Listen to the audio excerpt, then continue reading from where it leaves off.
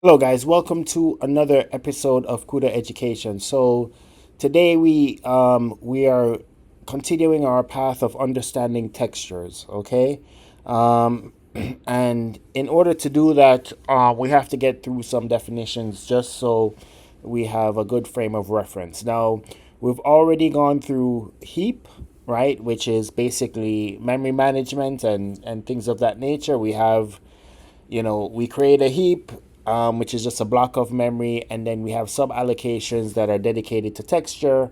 And it works out better that way because all of our texture related stuff is tightly packed together and easily accessible and in sort of the same area, the same range. There's locality, there's residency, there's all that stuff. The previous episodes, like literally the last two episodes, discussed that.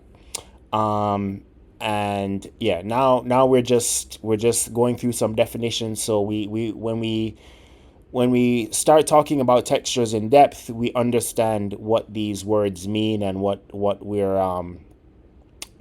referring to when we say these things. Okay, so one line definitions. So we have mesh, we have UVs or UV coordinates, we have texture, and we have material, and we need to make sure we have a distinction of all of these things. So the mesh is like the shape, a set of 3D points, vertices connected into triangles. An analogy, if you're painting a model house, the analogy would be the bare wooden house model, right? So just structurally the bare wooden house, right? The physical structure and tangible presence of the house, but nothing else. Okay, that's the mesh. Okay, UVs, a 2D address stored on each vertex saying this corner maps to this spot on a flat image. So the analogy would be this wall corresponds to the top left of the wallpaper sheet. Now I have done episodes on UVs. I believe it's Clean Slate 3.1 and Clean Slate 3.10 and Clean Slate 3.11. But check. It's a couple videos before Clean Slate 3.1 and 0 and 3.11, and those discussed UVs.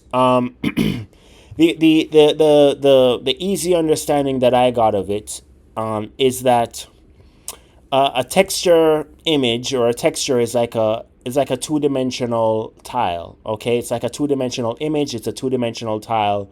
It's sort of just a two-dimensional thing. Now, obviously, that thing has artwork on it. It has contours on it and all that stuff. But essentially, it's a 2D tile. What UVs do is help you to figure out, okay, with this 2D tile or this 2D image, how do I place it onto the three-dimensional object? So in the case of the wooden house, where does this tile fit on the three-dimensional wooden house? Or where does this tile fit on, for example, a globe? If you're wrapping a texture on top of the globe, where does this particular vertice or a 2D address stored on each vertex? So where does it basically map onto the three-dimensional object? That's how I understand it. Yeah, the definition here and the analogy might not be as clear, but if you go back to the videos where I talk about UV coordinates, you will get a better understanding of this particular definition. We actually talk about it a lot, and Apple Metal and DirectX share the same dimension for its coordinates, and I think OpenGL is it's like flipped or it's opposite. So the 2D 3D relationship for Apple Metal and DirectX is the same, but then for OpenGL is different, which is why sometimes if you play something that was ported from one language to another, sometimes you will see that the textures on it are upside down or things of that nature, and it's because the UV coordinates between the 3D object and the 2D texture mapping to it is off. Okay. And then a texture. So just like we said, a texture is a 2D image of pixels, brick, wood, etc., etc. A 2D image of pixels. So remember, we have a 2D image and we need to map that 2D image to a 3D object, which is where the UVs come in. So texture, a 2D image of pixels, brick, wood, etc. If we're talking about the analogy of a wooden house, a bare wooden house, it would be the roll of wallpaper / can of paint. So what wallpaper are we using? What kind of paint are we using to paint or to cover this wall, right? If it's wallpaper, we're covering the wall. If it's paint, we're painting the wall, right? So what kind of paint or what wallpaper are we using? And of course, you kind of have to orient the wallpaper properly because you don't want to, you don't want to put the wallpaper in an orientation that doesn't make sense for you, okay? And then we have material. A material is a recipe that says which textures plus colors to use for a surface and how. Okay, so this kind of is binding everything together in the analogy for a bare wooden house. It's the spec sheet. Walls equals this wallpaper, trim equals white paint, glossy, right? So it sort of is the overall mapping of all things inside of the scene. Now, literally everything in this scene right here is texture and wallpaper, right? We disabled the texture. We disabled the texture and literally we just had white. Now, we did have outlines of the buildings and stuff, but we just had white, right? So literally the whole essence of our scene and everything, the colors that we see, the textures that we see, the grids, the kind of the brick kind of layout kind of stuff, maybe even the roughage of things, like the wooden thing has a little bit of roughage on it and stuff. That's all texture, okay? So this stuff is really important, which is why I decided to, which is why I'm diving deep into this particular topic, and that's pretty much that's pretty much it. Now we do have this flow here, which so mesh has vertices. Okay, so right, the mesh has vertices, right? Each carries a UV coordinate, right? And the UV coordinate is now mapping 2D to 3D. And then we have that UV and then we have the final pixel color. But we also have material with, names and the materials have textures and they're sampled at the UV coordinate, right? So texture is 2D, UV coordinate maps to 3D. So the two have to combine to figure out where to place the texture onto the 3D model. And then we get the final pixel color, okay?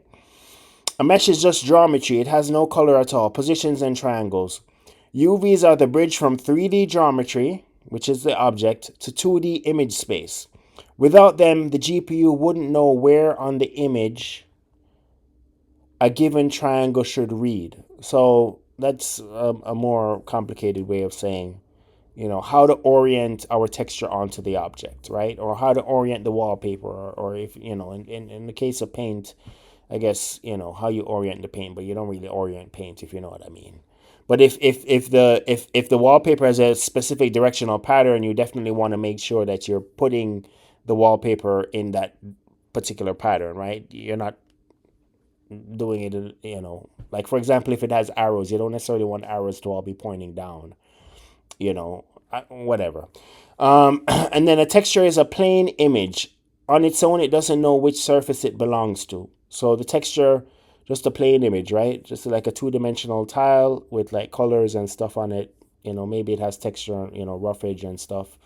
But it's just a two-dimensional kind of, it's just a plain image. A material ties it together. For this surface, use this texture as base color. Fall back to this flat color, opacity X, XYZ, 1, 2, 3. So the material sort of binds the whole conversation together. Okay, and then where each lives in clean renderer. So mesh lives in APL mesh, vertices, indices, buffer. The positions and triangle connectivity indices says triangle 0 equal vertices 5, 6, and 7. All right, UVs UV buffers, AAPL mesh, one flat float to per vertex, parallel to vertices. Yeah, values run from 0 to 1. Yeah, we'll get to that. Values run from 0 to 1. It can overrun, but then we have instructions on what happens when it overruns. Okay, I guess we could go to 103. So right here, UVs 103. So this guy right here. So this is where we get our UV pointer right here. Okay, so we uncompress the data and we have our UV pointer. We'll get into this conversation in another episode, which is why it was here initially. But we uncompress data and then we know what the UVs are. So where on a 3-dimensional object does the 2-dimensional texture should be placed, right? And then we have the texture managed by AAPL Texture Manager living in the heap. So we already talked about the heap. AAPL Texture Manager is sort of the thing that manages texture, of course. Each is an MTL texture. Raw pixels retrieved by hash via get texture. Okay, so we talked about how materials have a texture hash, and that's how the material knows. That's how you know what texture is supposed to be applied to a particular material. Okay? What texture should be applied to a particular material? Okay? What texture should be applied to a particular material? Okay? And then right, so material, APL material, this is the recipe. Okay, so we have APL material, we have a base color, flat fallback color, base color texture hash. So this is where the hash comes in. Which texture to use, right? We have our texture hash, we talked about that. And then has base color texture, right? So does it even have a base color texture hash, right? Okay, key relationships and why they're separate.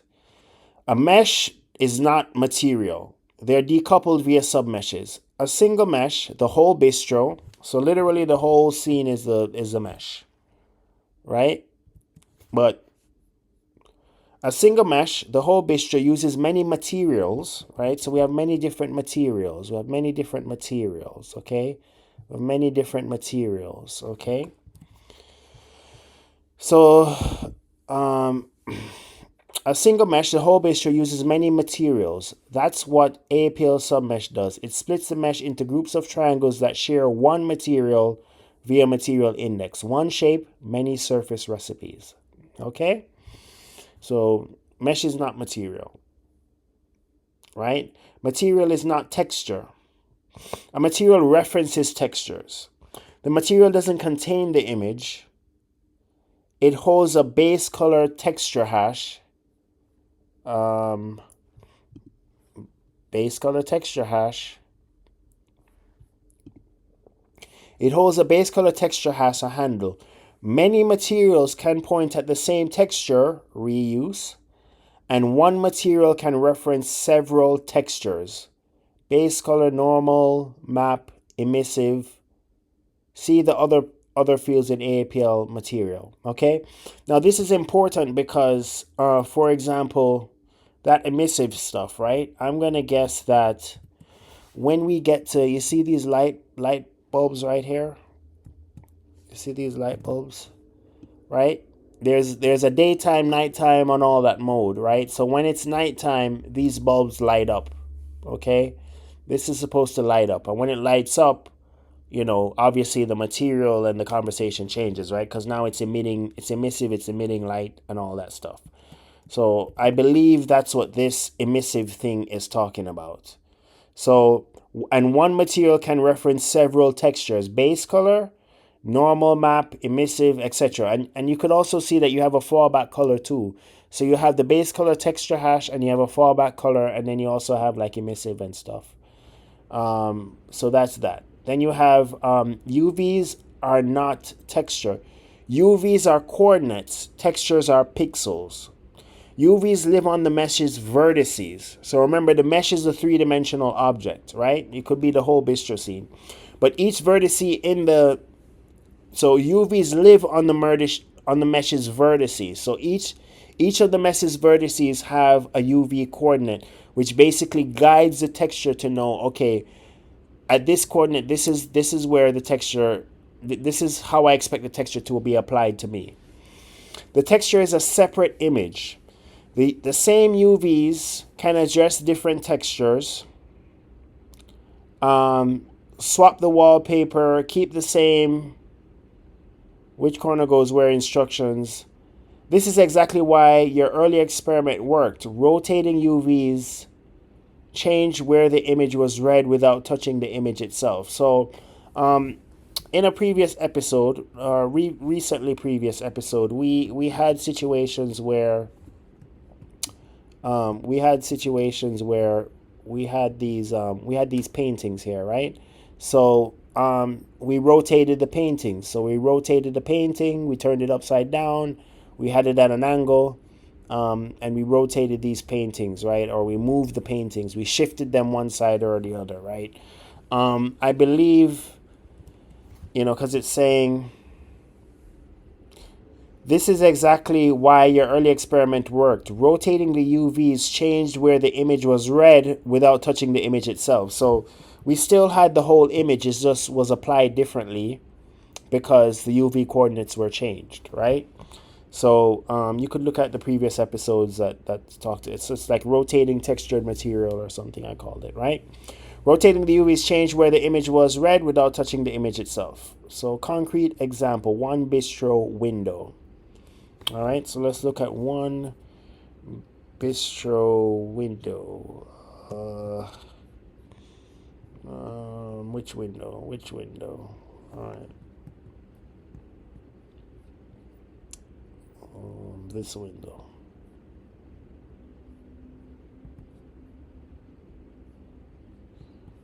All right, let's do this one. All right.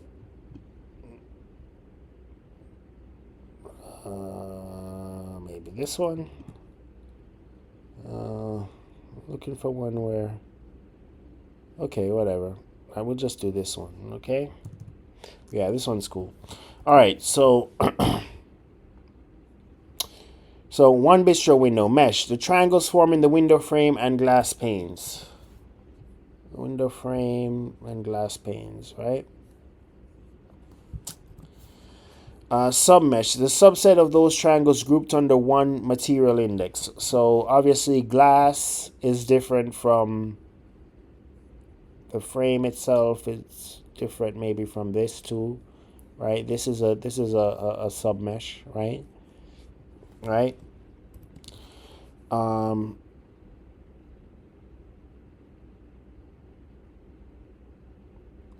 Submesh of those, right? UVs. Each window vertex says I map to coordinate 0.2, 0.7 of the window texture. Right, so yeah, so the window texture, we wouldn't want these lines, instead of going here, to be going like, vertical or something, right? It has to be applied properly. Same with these things, it has to be applied properly. You wouldn't want it to be rotated or whatever. It has to be aligned properly and stuff, right? Material, base color equal window, diffuse texture, blah, blah, blah, fallback gray, opacity, blah, blah, blah, right? So the material is what puts everything together, and the texture, the actual window, diffuse image, pixels of dirty glass, and wood. So dirty glass, wood, all of that stuff, okay? Not the best, but we'll work with it, right?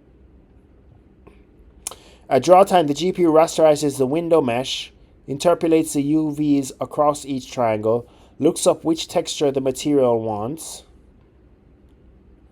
and samples that texture at the interpolated UV to get each pixel's color, right? So literally all of this is just pixels, and we have to figure out what color should the pixel render? Okay, what color should the pixel render?